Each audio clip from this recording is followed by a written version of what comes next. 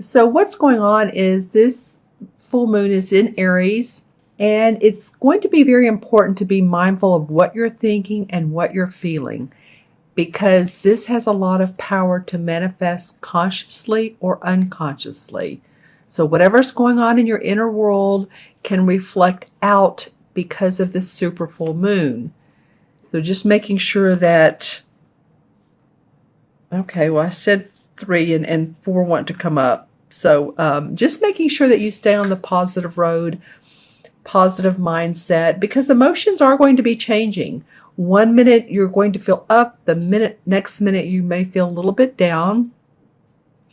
And that's, that can be around full moons anyway. And just remember, it's only about a 24-hour period. But this moon has the power of transformation. So it could feel like that you're pushing through a discomfort zone, whether this is a relationship, a partnership, your career, your work, your service, what you do in the world. So it's like the analogy I give is it's like pushing through something that's painful, but in the end that there's the fruits of your labor will show up. So this is going to be like, in other words, if you're getting back into an exercise program and you haven't done it in a while, and you're starting to feel after a day, you're starting to feel the soreness. So you've pushed yourself that extra mile, or you've lifted some weights and your arms are sore. But you keep pushing, and eventually you start seeing that your physique is better, that you have a better posture, wanting to start eating healthier, and mentally feeling more relaxed and calm. So really that's what this moon is about, is pushing through that discomfort zone and coming out on the other side more transformative and feeling success around that. So just wanted to mention that this will be, like I said, around the 15th or the 16th, depending on where you live. Just make sure to look at your local time zone and see how that relates. But it will be those two-day periods, that 1 2-day period. All right, my friends, let's talk about your reading. And like I said, I was going to pull 3 cards, but it's interesting. For at least 4 different signs, 4 want to come out. So we'll talk about all 4 of them. Okay, Virgo, so the first card of this mid-month reading is the Queen of Pentacles. Well, this is an earth sign, so this very well could be you. This is a man or woman, earth, so Virgo, Capricorn, or Taurus. I'm pretty much feeling like this is you, and starting to feel like the queen. The queen she's happy with her money and the money she's making from the work that she's doing. She's very, very, very in tune with nature and earth, and grateful for the blessings that she's been given in life. So some of you too, and I'm hearing the words inheritance or money coming out of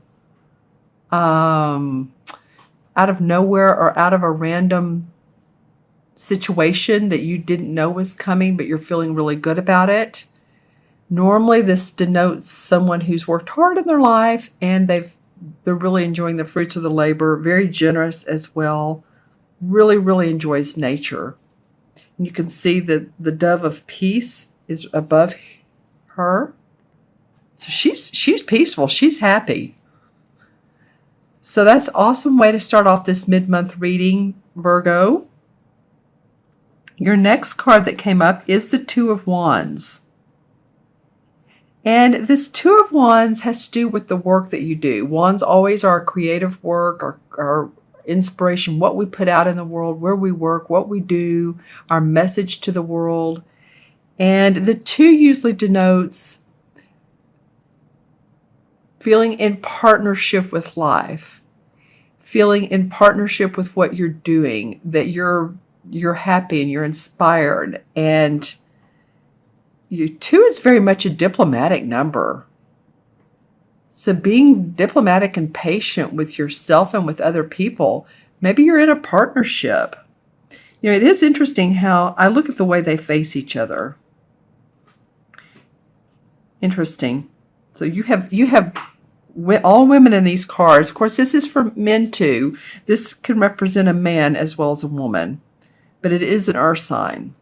Okay, so for you Virgo men, this is for you. But look how she's facing her. So this one's very happy with her home and her property, and she's feeling peaceful. When I write out the number 2, because I'm a numerologist and I give each number a personality, but the 2 reminds me of a swan on a lake. Very peaceful, very lovely to look at, heartwarming. And this is how this card feels for me, for you. And there's the wreaths. Whenever I see wreaths in card, to me that feels like a celebratory or happy times. So some of you feeling good around your money and your property, feeling happy about them. Now what's interesting, that your next card to come up is the 4 of chalices, same as 4 of cups. And the 4 of cups denotes a feeling of angelic blessings being given to you, but not paying attention to those and being restless or wondering what else is out there. That your cups are full, your cups runneth over, but you're really not paying attention to the blessings that are being given. And you can see in this particular card rather,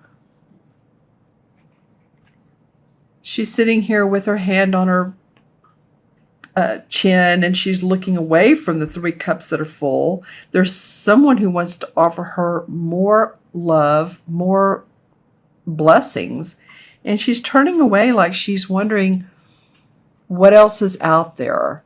It feels to me like this could be a creative project, wanting to be more creative.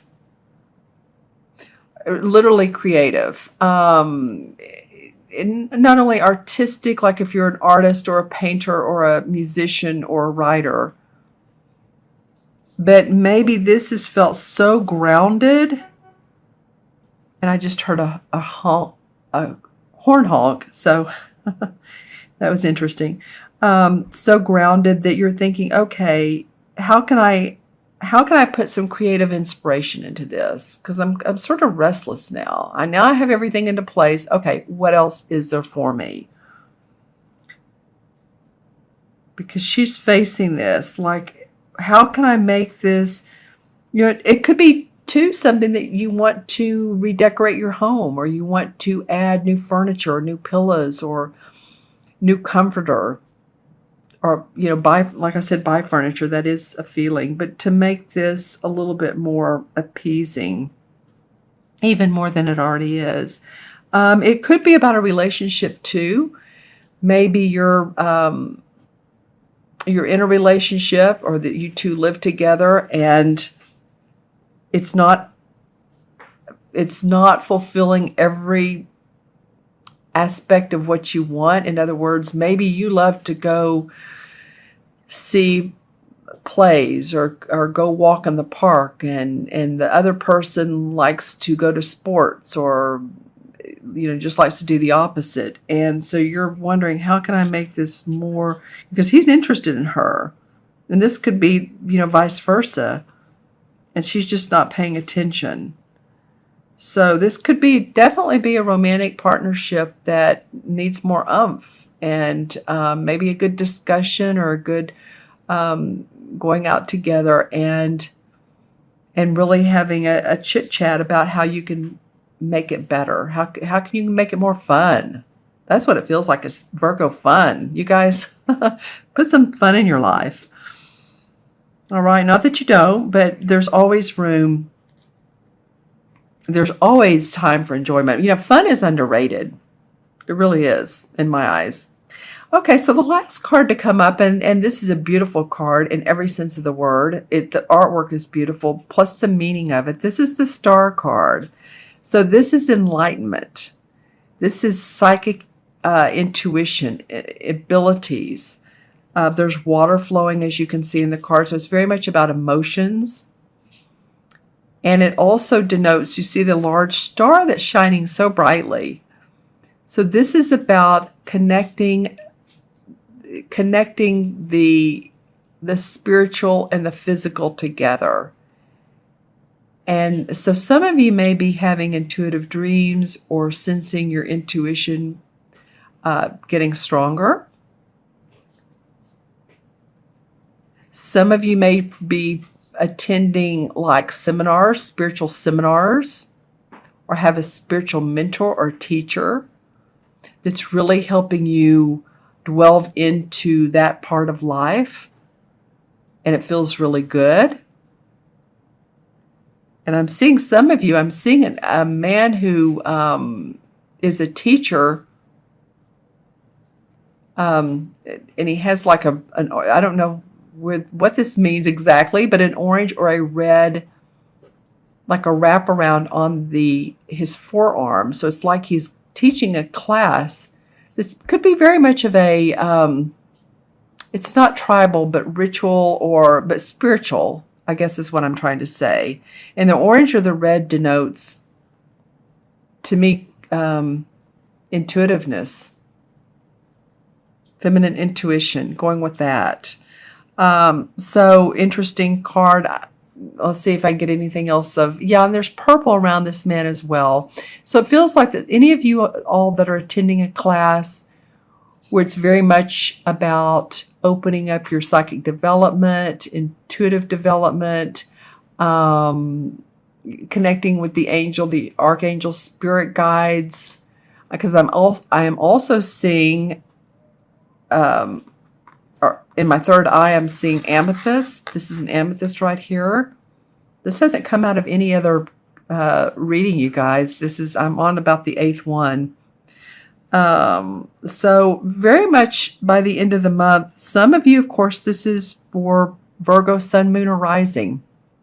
If this reading doesn't connect with you, then watch your rising and moon signs. Some people are saying their moons are really connecting, but it very well might.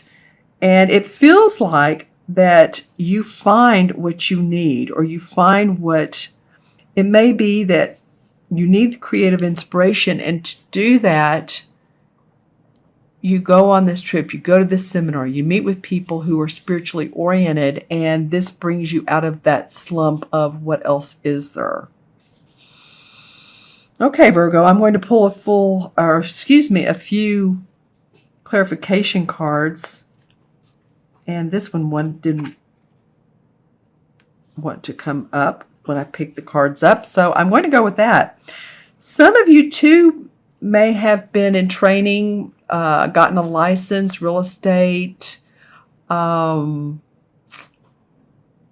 sort of license or certification training that you've been in. Maybe you've been working hard at that. See what this 4 chalice is about. Interesting. Well, the 5 of rods came up. So this is some competition and some needing to have discussions in a competitive environment around your work. So that it may be that you and this person don't see eye to eye. There needs to be a discussion because there's been some competition or argumentative discussions. The resolve is the Ace of Rods. And it, again, I was talking about creative inspiration. The Rod card, this is like the light bulb coming on. Oh, maybe we can do it this way. Maybe we can have fun this way. Or maybe I can do this that'll make my heart sing. Maybe just about you delving into a hobby that you love and finding enlightenment around that. Okay, Virgo, I'm going to add up the 4 original cards for you numerologically, or tell you the numerological meaning. And the Queen is 1, that's 3, 7, and 7 is what, 24? Is that right? 17 and 21, 22, 23, 24. Yes, 2 and 4 is 6 in numerology. And 6 denotes home, responsibility, love. Many 6 life paths are very much the caregivers and love to give. And they oftentimes need to take care of themselves as much as they do other people so that they don't wear out and they don't just give everything they have.